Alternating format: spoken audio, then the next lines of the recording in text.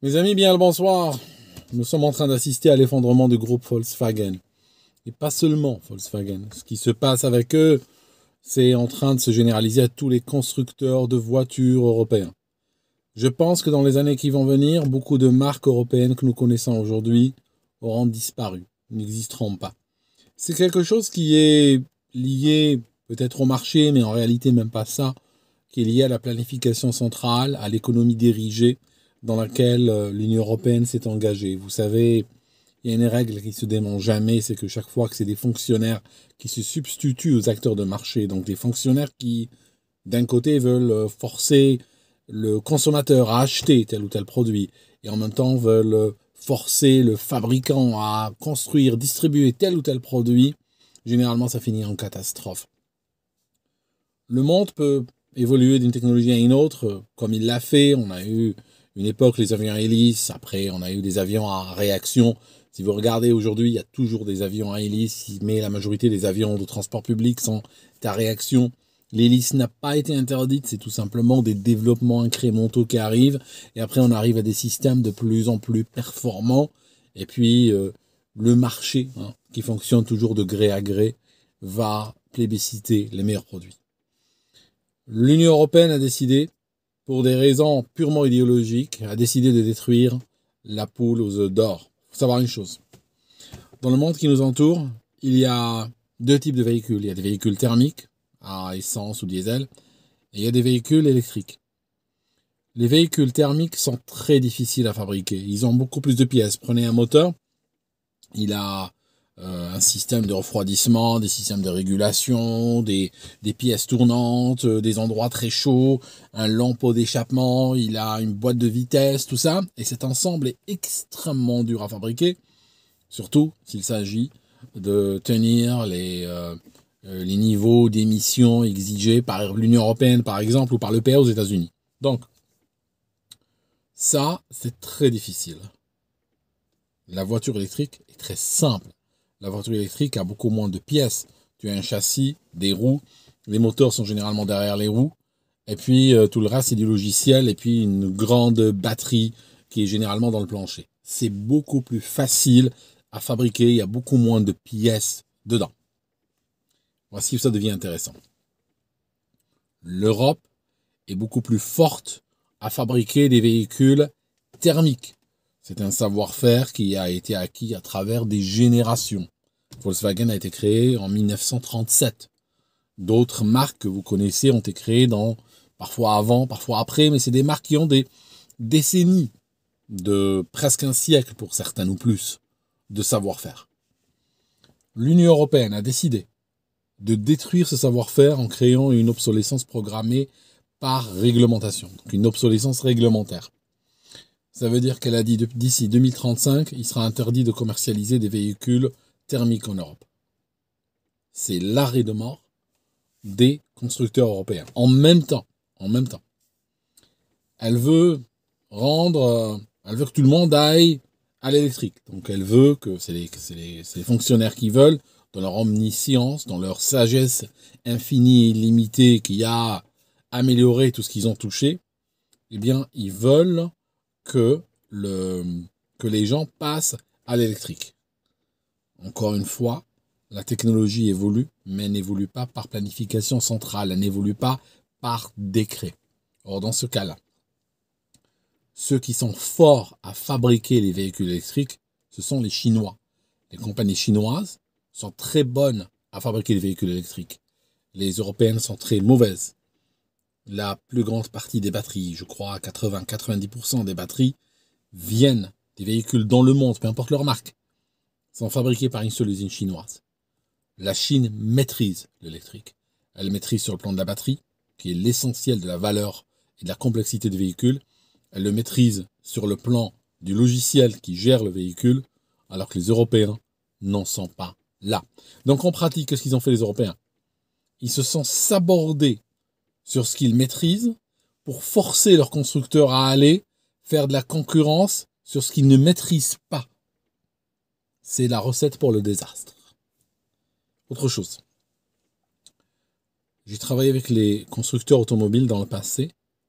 Et quand ils font de la planification, quand ils prennent des décisions, c'est des industries lourdes. Il ne s'agit pas, quand on prend le groupe Volkswagen, qui a une tripotée de marques en dessous, 17 ou 18 marques quand même, Skoda, Porsche et autres. Les décisions ne sont pas pour la semaine prochaine, ni pour le mois prochain, ni pour l'année prochaine. On n'est pas dans une start-up entre 3 copains qui peuvent décider le lundi et exécuter mercredi. Quand ces gens, comme Stellantis ou Volkswagen ou autres, prennent des décisions, c'est pour dans 10 ans. Le problème dans 10 ans, on est en 2035, ces véhicules sont interdits. Ils ne peuvent pas les produire. Donc, ils sont dans une situation de toxicité. Ça veut dire quoi? Ça veut dire que leurs papiers, leurs actions sont en train de devenir des actifs toxiques. Parce qu'il n'y a rien de pire. Tu sais, quand tu as une entreprise, tu peux toujours t'en sortir quand il y a, par exemple, une augmentation des impôts, une augmentation des taxes, de nouvelles régulations qui arrivent, quand il y a la matière première qui augmente de prix, tout ça, quand il y a une guerre quelque part, quand une usine brûle, tu peux toujours t'en sortir. Tu ne peux jamais survivre à une interdiction de la vente de ton produit. C'est terminé. C'est fini. Donc, énormément de compagnies que nous connaissons aujourd'hui vont disparaître. Alors, maintenant, le groupe Volkswagen est un groupe aujourd'hui qui est très endetté et qui est dépassé par la situation. Depuis quelques années, ils ont commencé à investir en Chine, donc ils fabriquent une bonne partie de leurs véhicules en Chine et les vendent en Chine. Le problème, c'est que en Chine commence à arriver maintenant des véhicules beaucoup plus performants parce que on est en train de se battre sur le marché de l'électrique.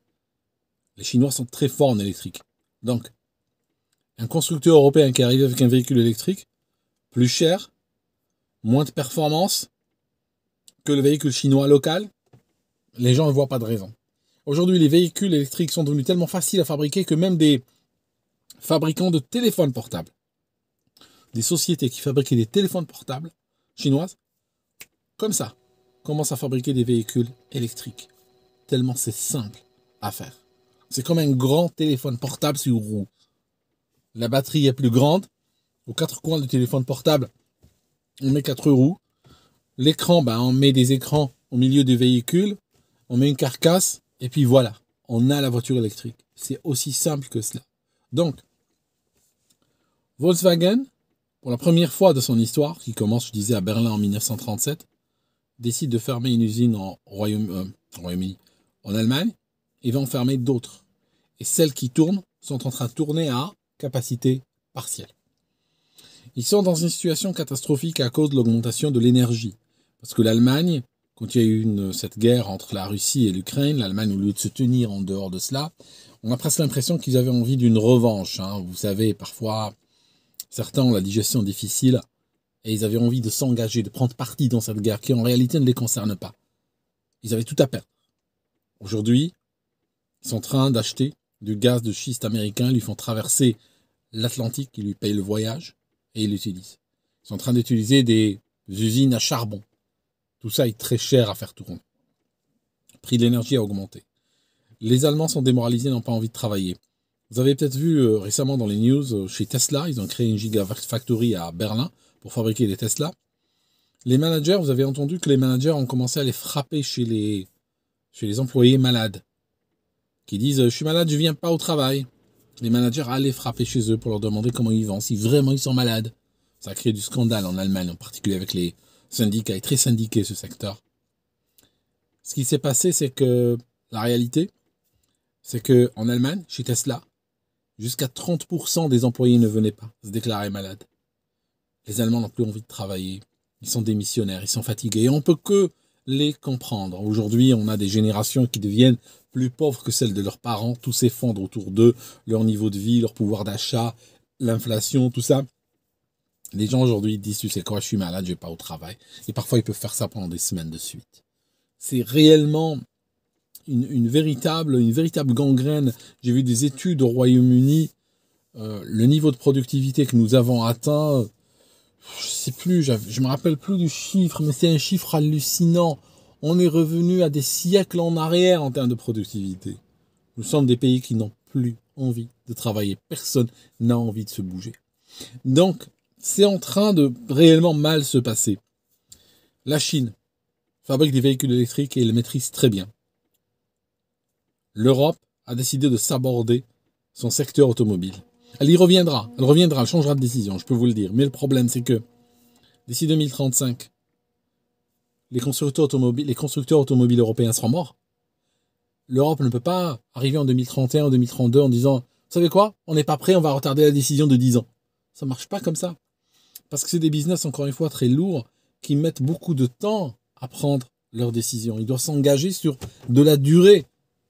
Aujourd'hui, s'ils voient qu'il n'y a pas d'avenir, beaucoup ne seront pas suivis par les banques, beaucoup ne seront pas suivis par les investisseurs.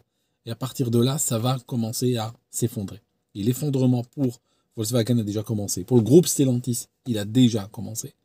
Et je ne sais pas lequel de ces groupes vont survivre. Potentiellement, beaucoup ne vivront pas. Alors, qu'est-ce que je peux vous dire encore?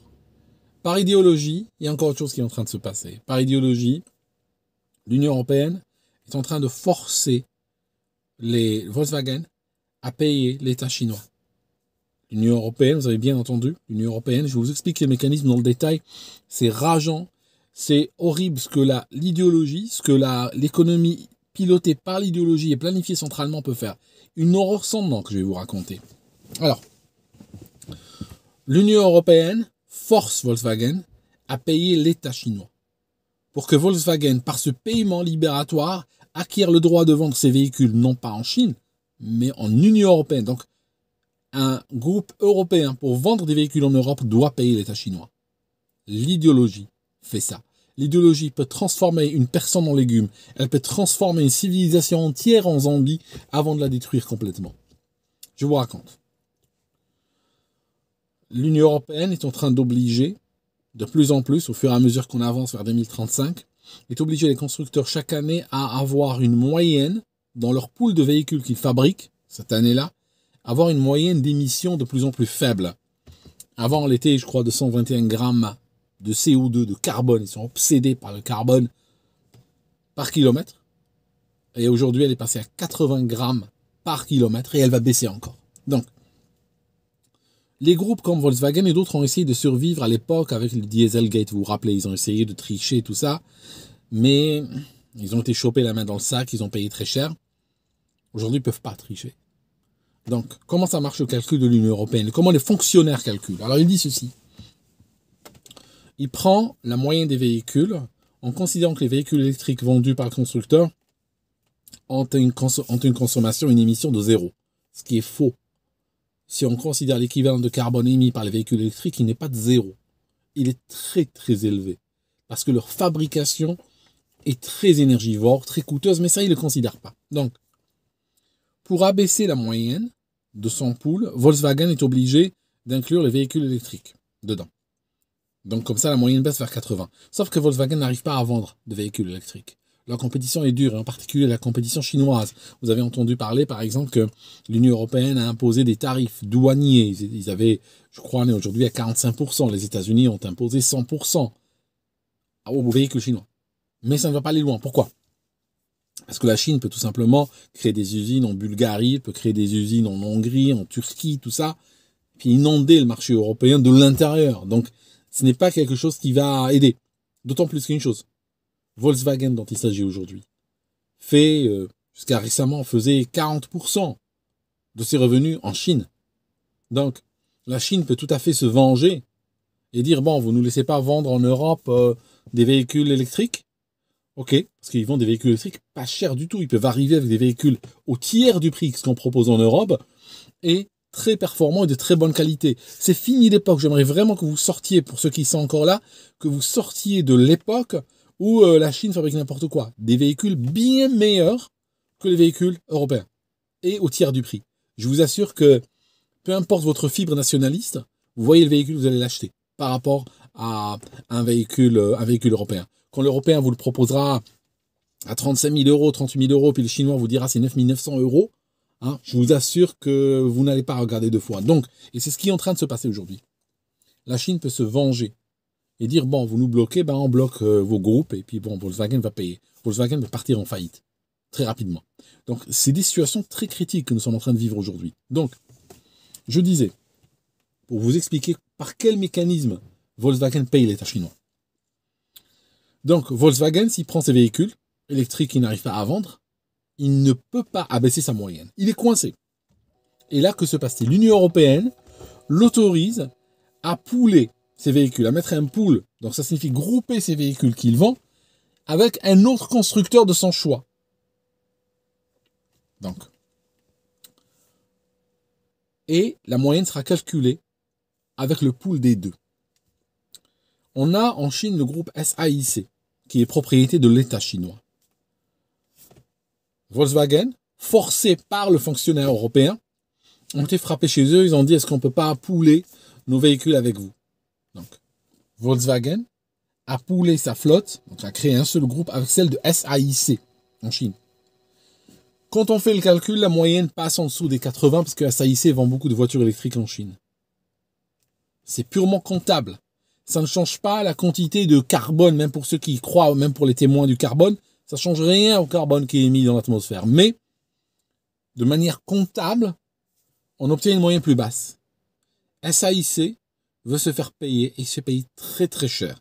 Alors, Volkswagen n'a jamais voulu dire combien il a payé SAIC. Mais je vous dis un truc.